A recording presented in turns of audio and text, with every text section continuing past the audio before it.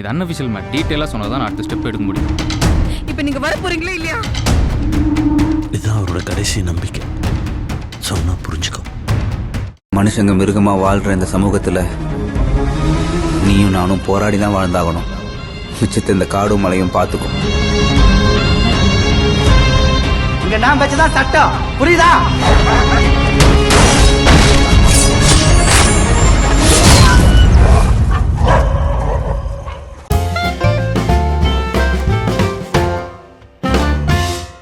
New ஃபிலிமாலயா நேயர்களுக்கு வணக்கம். நான் உங்கள் பத்திரிகையாளர் RS கார்த்திக். என் அருகில் சக்தி சரவணன். வணக்கம். நாம இப்போ விமர்சன விவாத நிகழ்ச்சியில இந்த வீடியோவில் பார்க்க இருக்கிற படம் ராஜா கிளி. ராஜா கிளி. ராஜா கிளின்னா என்ன மீனிங்? பறந்து போவாதோ? நம்ம கதையில தான் கேட்டிருக்கோம். இல்ல எங்க இருந்தாவது கிளிகள்லாம் வந்து பறந்து ராஜா மேல உட்காருமோ? இல்ல இந்த படத்தோட கதாநாயகன் ராஜா கிளி. ஓ, அதாவது அவர் பேரு முருகப்பா இல்ல? முருகப்பா, முருகன் பேரு. இல்ல ராஜா கிளின்னா பறந்து போவாதுன்னு அர்த்தம். ராஜா கிளி, ஓகேங்களா? ஆனா இங்க ராஜா கிளிகள் பறந்து போயிடுது. ஒரிஜினல் கிளி மட்டும் தான் கூடவே இருக்குது. அந்த ஒரிஜினல் ஊர் ஊரா சுத்திட்டு போவோம். பாவம் புருஷனை வந்து, அதாவது ஒரு நல்ல கதை, நமக்கு நல்லா தெரிஞ்ச ஒரு பெரிய பிசினஸ் மேனோட கதை. ஓகேங்களா? நமக்கு தெரிஞ்ச ஊர்வலத்துக்கே தெரியும், அவர் சந்தி சிரிச்ச கதையெல்லாம் தெரியும். ஆனா இந்த படம் ஒரு ஜென்யூனா அவர் அப்படி இல்லை.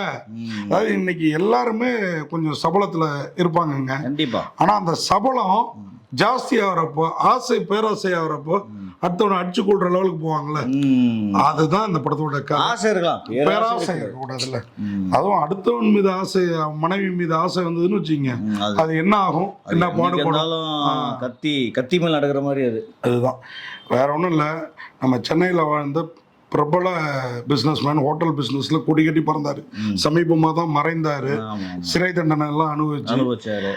அவர் வந்து ஒரு கல்யாணம், குடும்பம், ஊர்ல இருந்து கட்டிட்டு வர்றாரு. பிசினஸ்ல படிப்படியா உயர்றாரு. அதுல வந்து ஹோட்டல் பிசினஸ் அவரு ஒரிஜினல். இதுல வந்து டிராவல்ஸ் கூடவே. இதுலயும் ஹோட்டல் இல்ல, சொல்றது ஒரிஜினல், அது ஒரிஜினலே மென்ஷன் பண்ணல. ஆனா நமக்கு தெரியும். இல்ல அதுலயும் ஹோட்டல் வருது, இதுலயும் ஹோட்டல் வருது. அப்புறம் இந்த பிசினஸ் எல்லாம் வைக்கிறாரு. கொஞ்சம் மாத்திருக்காங்க. ஏன்னா கதைக்கு சிக்கல், யாரும் வந்து எங்க அப்பா பத்தி எப்படி எடுக்கிற அப்படின்னு கேட்டக்கூடாதுல்ல, அதுதான் மாற்று. ஆனா அவரை ஜென்யூனா காட்டியிருக்காங்க. செத்து போன மனுஷனை நான் கூட நினைச்சேன், அவரை போய் எப்படா எடுக்கிறது அப்படின்ட்டு. ஒருத்தர் வந்து பண்ணாரு, என்னங்க எங்க ஆளா வந்து இந்த மாதிரி அசிங்கப்படுத்திருக்காங்க அப்படின்னு சொன்னாரு. ஆனா கிளைமேக்ஸ்ல வேற மாதிரி மாற்றி வச்சிருக்காங்க. அவரை அசிங்கப்படுத்தவே இல்லைங்க, அவரை புனிதமாக்கி இருக்கிறாங்க. அவர் உண்மையா அப்படி இருந்தாரோ நமக்கு அவர் மனசாட்சி உள்ள பூந்து பார்க்கல. அதுல நல்ல மனிதன் தான். ஏன்னா அவங்க வேலையில பர்ஃபெக்டா இருந்திருக்காரு. வேலையாளுங்களும் அந்த அளவுக்கு படிக்க வச்சிருக்காரு தெரியுமா? அதுல ஒருத்தர் MBBS படிச்சவன் இவரை காவந்து பண்ணி விடுவான் பாருங்க, கடைசியா போலீஸ்ல இருந்து, ஹாஸ்பிட்டல்ல இருந்து, உங்க ட்ரஸ்ட்ல தான் படிச்சேன்னு சொல்லி. கதை ஒண்ணும் இல்லைங்க. ஒருத்தர் பெரிய பிசினஸ் மேன், முருகப்பா டெக்ஸ்டைல்ஸ் அது இதெல்லாம் வச்சிருக்கிறாரு. அவர் பேரு முருகப்பா சென்றாயர். அவர் முருக பக்தர், தீவிர முருக பக்தர்.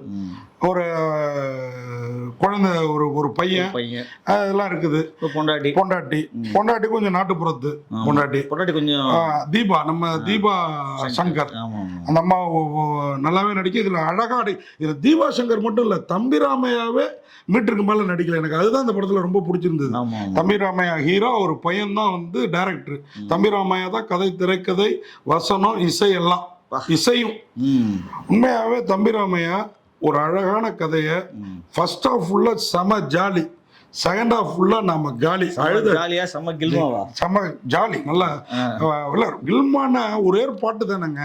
ஒரு ரெண்டு பொண்டாட்டி வந்து நாட்டுப்புறத்தால வயசாயிடுது. அடுத்து 2 மனைவிகள் இவருக்கு வராங்க.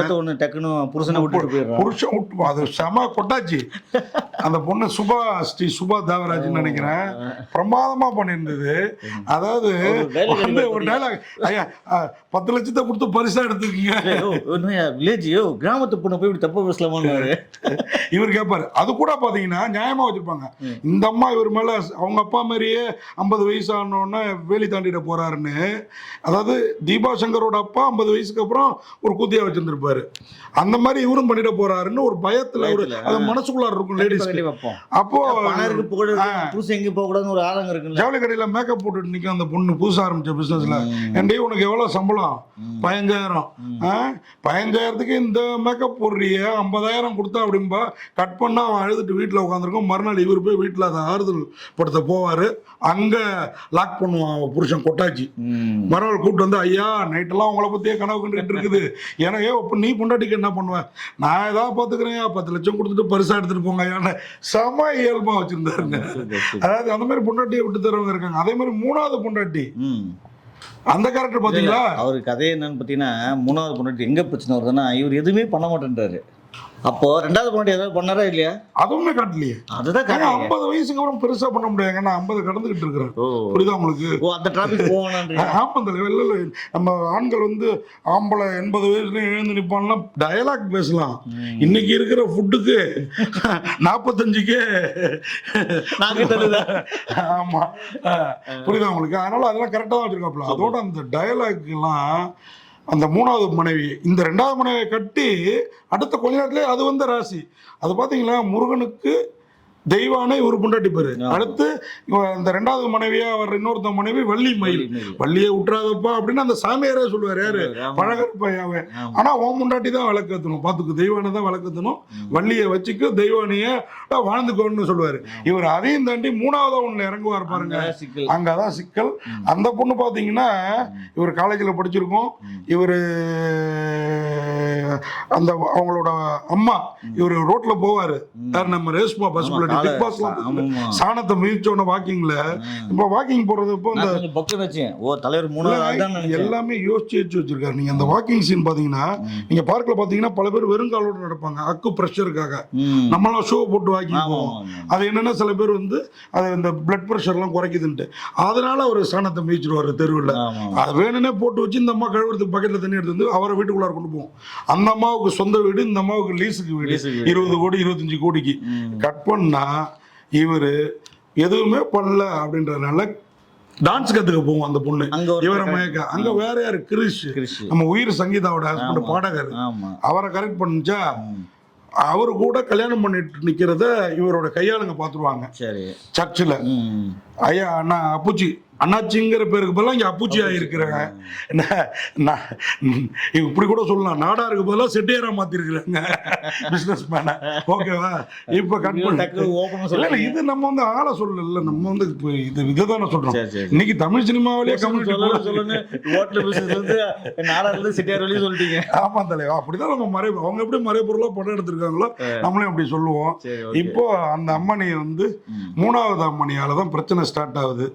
இப்போ விட்டுட்டு போக வேண்டிய சூழல், ஜெயில் வரைக்கும் போறாரு.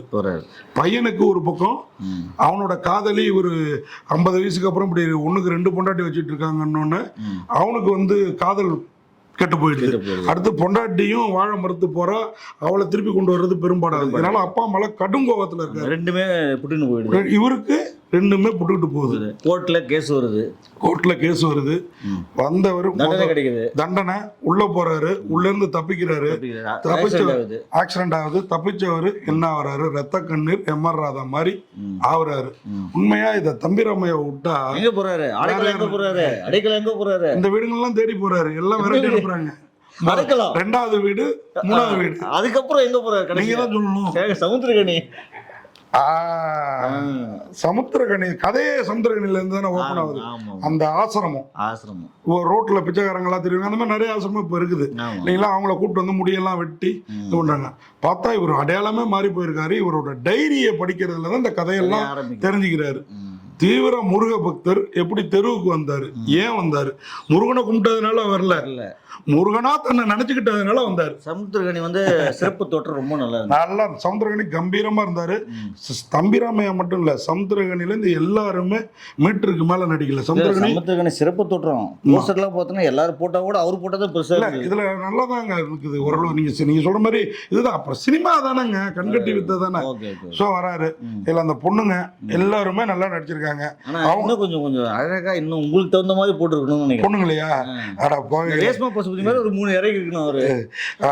ரேஸ்மா பசுபதி வந்து ஆண்டி தலைவா, அம்மா கேரக்டர். அதுதான் உங்களுக்கு பிடிக்கும். தீபா சங்கர் விட்டா நீ தீபா சங்கர் கூட பிடிக்கும் பண்ணின்னு நல்லா நடிச்சிருக்காங்க தீபா சங்கர். ரேஸ்மா பசுபதி இந்த 2வது 3வது ஒய்ஃபுக்கு அம்மாவா அழகா நடிச்சிருக்காங்க.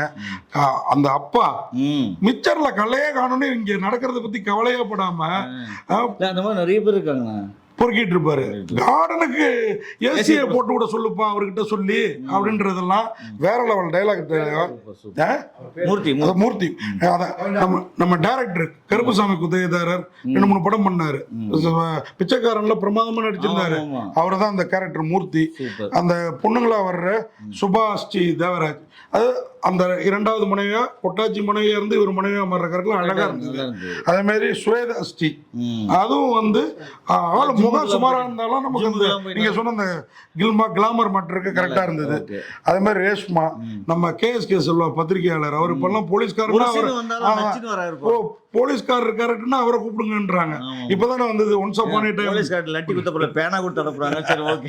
மெட்ராஸ்ல அவன் பத்திரிகையாளர் பேனா வச்சிருப்பாருல, நீங்க அங்க இங்க ஒரிஜினல் மிக்ஸ் பண்ணிக்கணும். இந்த படத்துல அதுக்கப்புறம் சுரேஷ் கமாச்சி வக்கீலா வந்து இவருக்காக வாதாடுற அந்த கேரக்டர்ல அப்புறம் மனசுலயே ஒட்டலையா எனக்கு ஒட்டுச்சு. ப்ரொடியூசர் அவர் தானே. ஆண்டாள் பிரியதர்ஷினி ஜட்ஜா வராங்க. இன்னொரு சவுக்கு சாட்டை துரைமுருகன், அதுவும் மனசுல கொஞ்சம் ஒட்டலையா, ரைட் விடுங்க. ஆனா இந்த கதையில அப்புறம் என்ன அவங்க எல்லாம் ஹீரோவா ரொம்ப நேரமா காட்ட முடியும்? ஒட்டலன்னா கொன்னே விடுவாங்களே. ஒரு கேஸ் ஒரு ஜட்ஜி பார்த்தா ஜட்ஜி மாதிரி தெரியும்ல. ஜித்து அவருடைய மியூசிக் பிரமாதம். கோபிநாத்தோட ஒளிப்பதிவும் முன்பாதையை கிளாமராகவும் பின்பாதையை நம்ம கண்ணீர் வரும் வரை மாதிரியும் அழகாக பண்ணியிருக்கிறாங்க. எடிட்டர் சுதர்சன். அது மாதிரி வீரசமரோட கலை அந்த பங்களாலாம் ஒரு படத்தில் வந்துங்க, இந்த பங்களாலாம் இருக்குல்ல, சில படத்தில் பார்த்தீங்கன்னா 7,000 ரூபாய் வீடு பார்த்தீங்கன்னா பெருசாக இருக்கும். இந்த படத்தில் தான் 25 கோடினா 25 கோடிக்குள்ள பங்களா காமிக்கிறாங்க. கரெக்டாக இருந்தது. அந்த ரிச்னஸ்லாம் ரொம்ப கரெக்டாக இருந்தது. மொத்தத்தில் உமாபதியோட இயக்கம் இந்த படத்தை வந்து தம்பிராமையா இயக்கியிருந்தா கூட இவ்வளோ அழகாக இயக்கியிருக்க மாட்டாரு. ஒருவேளை அர்ஜுனோட மருமக பிள்ளை நடிகர் கம் இயக்குனர் அர்ஜுனோட மருமக பிள்ளையானதுனால இயக்கத்துல எப்படி பண்ணுங்கன்னு ஏதாவது மாமனார் சொன்னாரா தெரியல. அப்பாவே நல்ல இயக்குனர் தான். ஆனா அப்பாவோட கதையை வாங்கி மாமனாரோட அட்வைஸ் படி ஒரு அருமையான படத்தை வந்து தர முயற்சித்து தந்திருக்கிறாங்க. இன்னைக்கு ராஜா கிளி பறக்காது, ஆனா இதுல எல்லா கிளியும் பறந்துருச்சு அப்படிங்கறத கடைசியில பாத்தீங்களா, கிளைமாக்ஸ்ல பொண்டாட்டி தாண்டா எல்லாம். இவர் பிச்சை எடுத்து வர்றப்போ அதான் பொண்டாட்டியும் பிள்ளையும். இதுல புள்ள ஆனா கூட வரமாட்டேங்கிறாரு. அவருடைய வருத்தம். பார்ட் 2ல ஏதாவது வர்றாரான்னு பார்ப்போம். இப்பெல்லாம் பார்ட் 2 எடுக்கிறது ஃபேஷன் ஆகி போச்சு இல்ல? ஆமா. ராஜா கிளி ஒவ்வொரு மனசு பஞ்சு நடிப்பீங்க. ராஜா கிளி உண்மையாவே